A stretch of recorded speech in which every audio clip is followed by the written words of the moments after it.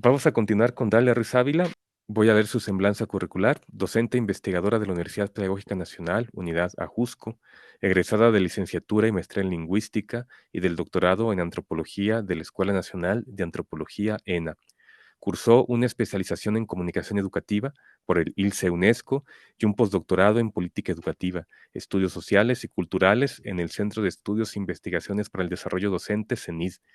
De su producción académica destaca Cuéntame tu vida, compendio de discursos autobiográficos, 2001, Tejiendo discursos, se tejen sombreros, Identidad y práctica discursiva, 2003, Plenilunio del M19, Álvaro Fayad ante el Tribunal del Consejo de Guerra, 2008, Libro de texto gratuito de español para la secundaria, Pasos fallidos del sistema educativo, 2016, Resistencia, insumisión, discurso de un insurgente latinoamericano, Afranio Parra Guzmán, M19, del 2018. Ha participado como ponente en foros nacionales e internacionales con aportaciones en el campo de la enseñanza de la lengua materna, el análisis del discurso autobiográfico y de la semiótica de la cultura. Es miembro del Sistema Nacional de Investigadores SNI y Perfil PRODEP. Su ponencia se titula Discurso insurgente, entretejido de violencia, amor y guerra-paz. Muchas gracias, Dalia, doctora Dalia Ruiz Ávila, por acompañarnos y te cedo la palabra. Gracias a ustedes por la invitación a participar en este congreso. He escuchado ponencias anteriores y realmente me motivan para continuar e incluso plantear las diferencias que existen con mi trabajo. Titulado en esta ocasión, Discurso insurgente entretejido de violencia, amor y guerra. Bien, la lucha por la justicia en el mundo se ha planteado desde diferentes tiempos, espacios, es decir, ha adquirido diversos senderos. Obsérvese en esta lámina que en América Latina, ¿sí? Y de manera especial en América del Sur, de los 12 países, presento nada más algunos a manera de ejemplo en los que han existido movimientos insurgentes. La que sigue, por favor. En América Central también se ha vivido esta experiencia e incluso en México tenemos la situación del Ejército Zapatista de Liberación Nacional. En esta ocasión omito referirme a los países del Caribe. La que sigue. De estas experiencias ha surgido un macrotexto del discurso insurgente. Este macrotexto tiene un objeto discursivo, la rebelión contra la autoridad, y ha dejado o abierto líneas de investigación en las disciplinas sociales y lingüísticas, convirtiéndola en un soporte constitutivo de saberes transdisciplinarios para la comprensión del mundo mediante la unidad del conocimiento. También nos ha dejado tareas relevantes, como es el caso de rearmar la historia de los movimientos insurgentes y recuperar el discurso biográfico de los sujetos participantes para conocer las causas que motivaron la emergencia de estos movimientos. El objetivo de esta exposición consiste en propiciar una reflexión sistemática sobre el discurso insurgente, producto de la década de los 80 del siglo pasado. La finalidad es visualizar diversas relaciones derivadas de una situación problemática que involucra la dualidad violencia-amor en un país suramericano que aún continúa impulsando políticas en pro de la paz. El corpus está constituido por 5 entrevistas hechas en la década de los 80. Aquí está Mario Otorgados, Salvador, Pacho e Israel Santamaría. La que sigue. La que sigue. Desde el paradigma del pensamiento complejo, se observa que a través de diversas ópticas, elementos peculiares de Colombia, de la organización guerrillera y de este corpus, para comprenderlos con una actitud consistente en redimensionar el pensamiento social hacia lo desconocido, la incertidumbre e incluso el caos. La complejidad de la vida social y política de Colombia abrió vías a la posibilidad de sumergirse en ellas para pensar, sentir y actuar aferrados a esa misma complejidad. Adelante. He construido un esquema operativo para esta exposición.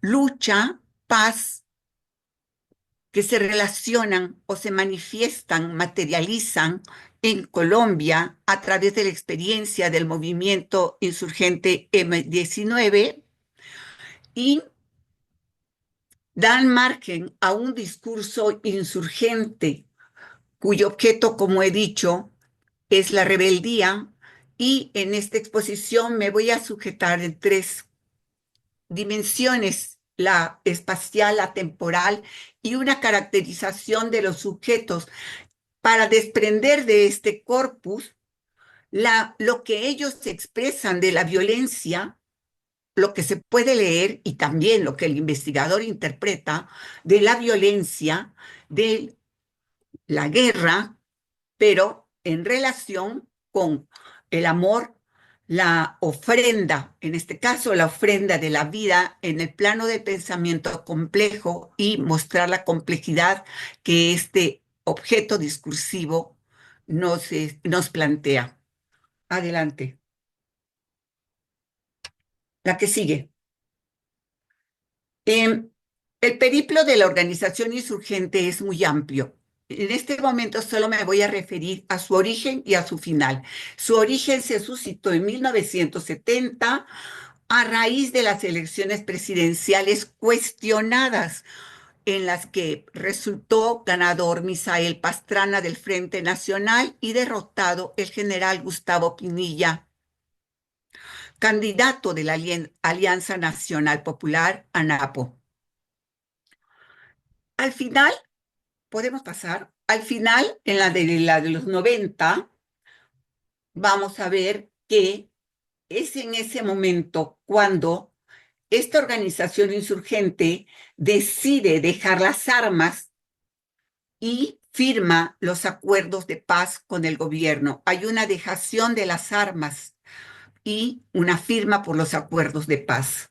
Las diapositivas que he pasado y que dejo para el archivo son producto de una síntesis de la narración de las entrevistas que he analizado.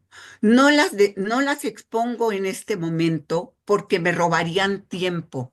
Hay una caracterización de los sujetos a partir de su militancia, de los operativos que realizaron y de los resultados que obtuvieron con estos.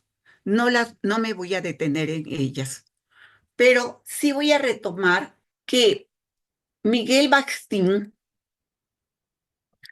al acuñar la categoría, el término de cronótopo, muestra que existe una conectividad específica de relaciones temporales y espaciales expresadas en la literatura, que son dimensiones fundamentales para la experiencia humana, que estructuran referentes simbólicos de cada cultura y orientan a los individuos en su biografía, que espacio y tiempo se manifiestan en situaciones objetivas, por ejemplo, en lugares físicos, tanto internos como externos, en los ritmos de los horarios, los ciclos de vida, la duración de los hechos codificados por cada cultura de determinada manera, y porque en ellas se les atribuyen funciones y significados explícitos. En relación con el espacio, en los discursos analizados encontré que este se manifiesta de manera primordial en las ciudades, no en el medio rural, que en las ciudades fue donde este movimiento insurgente desarrolló sus operativos. También encuentro que estos espacios tendrían que ser de solidaridad por el riesgo compartido y que tendrían que reunir también otra característica, ser acordes con los objetivos que se planteaban, que los espacios debían responder a las citas clandestinas, a las reuniones políticas. También escogían espacios para las escuelas de formación político-militar. eh, Tenían departamentos que, en los que la seguridad se cuidaba por la discreción, es decir, no llamar la atención ante los vecinos. Tenían también casas de seguridad, cárceles del pueblo, campamentos. En muchas ocasiones el espacio en el que se movían eran en los medios de transporte. Por ejemplo, en una de las entrevistas que analizo, que es la que está relacionada con el armamento que fue hundido en el barco Carina, pasaron estos insurgentes 2 meses y medio aproximadamente en un barco.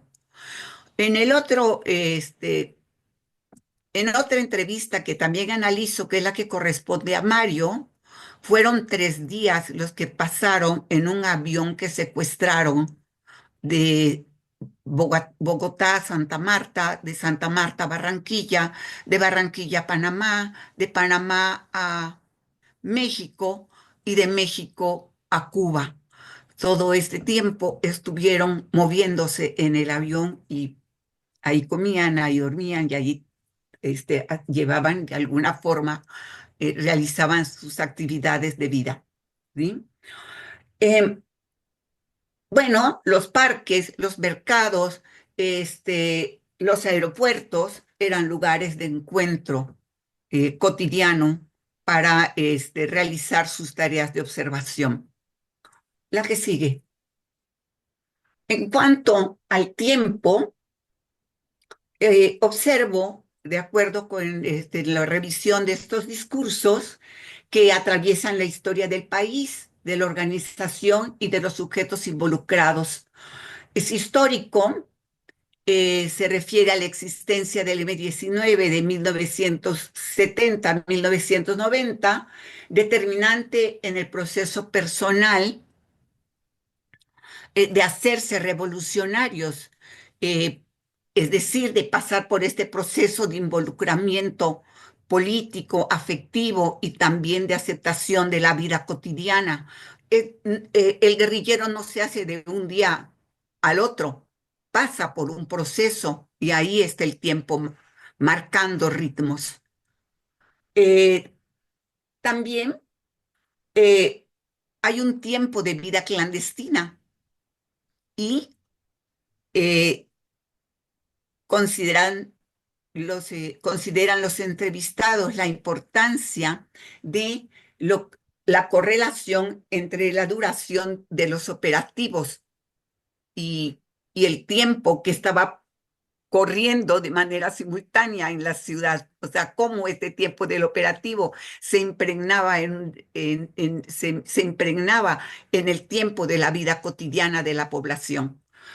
El que sigue, en cuanto a los sujetos de las entrevistas, rescato que son rebeldes, inconformes, que llevan una vida privada secreta, clandestina, pues por el compromiso de transformación social que asumen, que ejercen una ética del cuidado y del respeto por el otro, se mueven en situaciones límites de renuncia y de riesgo. Este, y y el comando es el que les confiere la fuerza para la acción, o sea, el colectivo, dije comando porque era un núcleo de organización de ellos, pero es el colectivo el que les confiere la fuerza para la acción en aras de la construcción de un proyecto. Sabían que habían de morir jóvenes. Ellos afirman que no se imaginaban la existencia de un guerrillero viejo. La que sigue. Eh,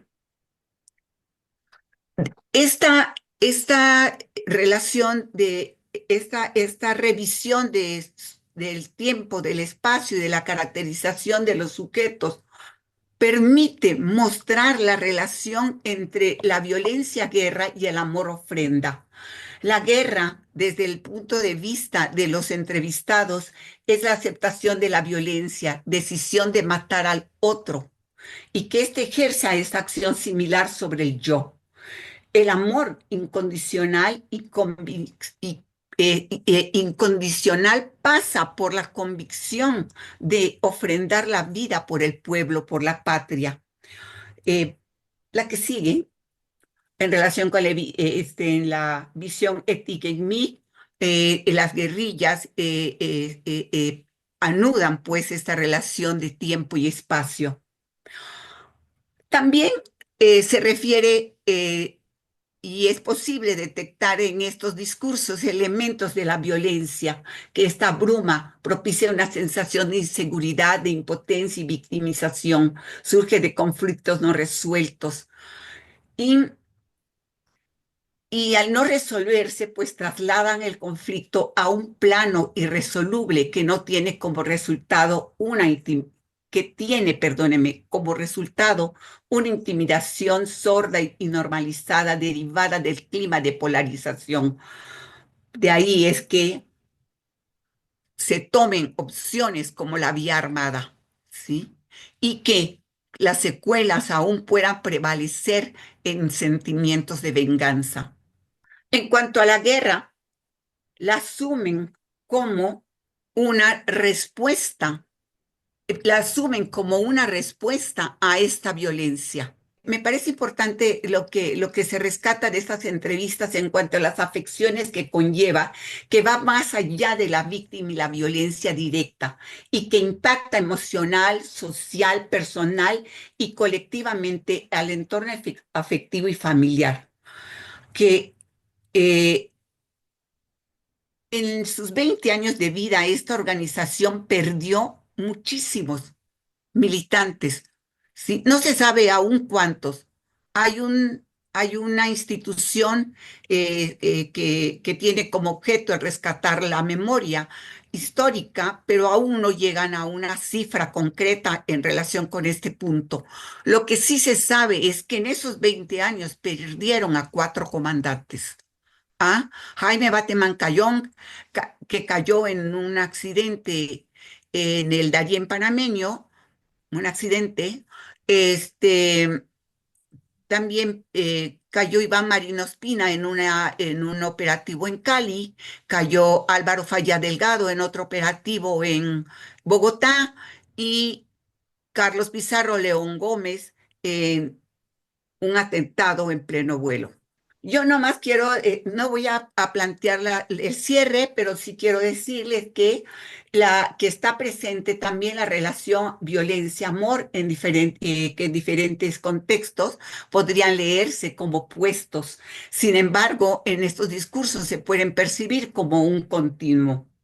En el sentido metafórico, no me salté una de La Paz, la dejo por el momento, pero sí quiero retomar también que en el sentido metafórico, luchar por la paz confronta dimensiones diferentes, porque la lucha se refiere a enemigos y a la violencia, y la paz consiste en el reconocimiento de la interdependencia y ejecución de procesos de diálogo y prácticas de actitudes de colaboración.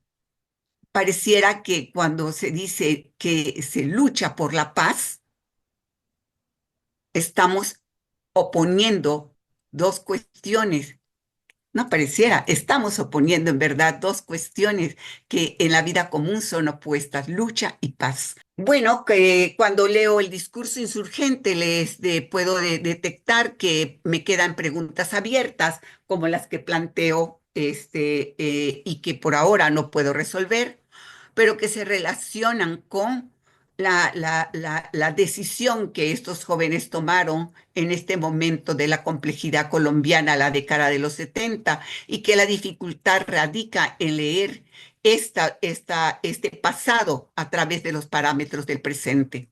Muchas gracias. Me gustaría comentar que me parece muy interesante justo este vínculo que hay entre lo que parecen dos contrapuestos, pero que usted presenta como un continuo entre la violencia y el amor. Pero justo porque estamos pensando también, incluso desde una dimensión antropológica del ritual, cómo hay un intercambio simbólico también, donde incluso ofrendar la vida es un acto muy vinculado al amor, justo porque hay un ideal que se está persiguiendo. También en torno a eso pensaría en cómo el hablar de la violencia y justo desde cómo se ha construido el discurso del Estado-nación como aquel que tiene el monopolio del uso legítimo de la violencia, ha capturado otras posibilidades de entender la violencia también. Entonces, toda la violencia que no es ejercida desde esta legitimidad del Estado parecería que es ilegítima, pero si pensamos en los procesos de independencia, de autonomía de los propios países, se invocó en algún momento un derecho a la insurrección, que puede ser un derecho que implica también el recurrir a la violencia, pero desde perspectivas que rompen con esa dicotomía entre la legitimidad y legitimidad que el Estado ha capturado. Entonces, pues me gustaría preguntar sobre cómo se entienden también estas relaciones complejas en el marco de los discursos de quienes han participado en estos movimientos. Pues muchísimas gracias. Incursionar en esta temática no es tarea fácil. ¿Por qué? Porque existe resistencia de los sobrevivientes para proporcionar los datos. Aún prevalece temor u otros quieren cancelar ese pasado, a pesar de que en su vida cotidiana sigan incorporando elementos de las vivencias pasadas. Pongo un ejemplo. Una compañera me decía, es que dicen que soy un poco rara porque aún cuido que no me estén siguiendo, porque no me atrevo a hablar de mí misma, porque me cuido de los demás para hacerles preguntas, no me atrevo a preguntar nada, porque la compartimentación y la clandestinidad formaron parte de este marco de la ilegalidad, entre comillas, que era la legitimación de las acciones de ellos. Muchas gracias. Y quizás una cuestión también que me parece muy interesante es el uso de los cronotopos, porque al pensar en cómo se construye espacio y tiempo, entonces estamos pensando que hay una conformación, como usted también menciona, de la vida cotidiana, antes, después, pero que también va formando una especie de, voy a decirlo así, como un testimonio hacia el presente, hacia el futuro, sobre la importancia que tuvieron estos movimientos también, para pensar que no basta o que si se ven desde la perspectiva simplificadora solo de movimientos armados, donde parecen movimientos que solo son ex- expresiones de una violencia ilegítima, estos otros modos de hacer vida cotidiana van quedando ocultos, soterrados. Entonces, cómo a través del cronotopo se puede destacar también otras formas de organizar el espacio de vida que acompañaron estos procesos y que no se reduce únicamente al uso de las armas, sino a pensar en modos de vida que eran realmente distintos, Diferente. organizados desde otros vectores. Ajá.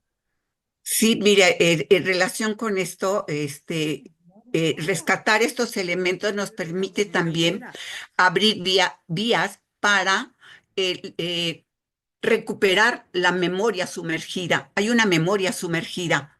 Hay algo que está ahí, pero que no queremos ver tal vez, pero que no es ajeno a nosotros. Yo lo decía, en México lo tenemos. ¿Sí? Y ya los normalizamos, ya no nos llaman la atención los comunicados, ya no los leemos, ahí están ellos, acá estamos nosotros. ¿Qué está pasando? ¿Cómo vivimos? ¿Cómo viven aquellos sujetos esa cotidianidad? ¿Sí? para enfrentarla a este presente, porque aún en este país suramericano existen movimientos insurgentes activos, ¿sí? Y la violencia prevalece. Hay amenaza de Estado contra, perdóname, amenaza de golpe de Estado contra el presidente actual.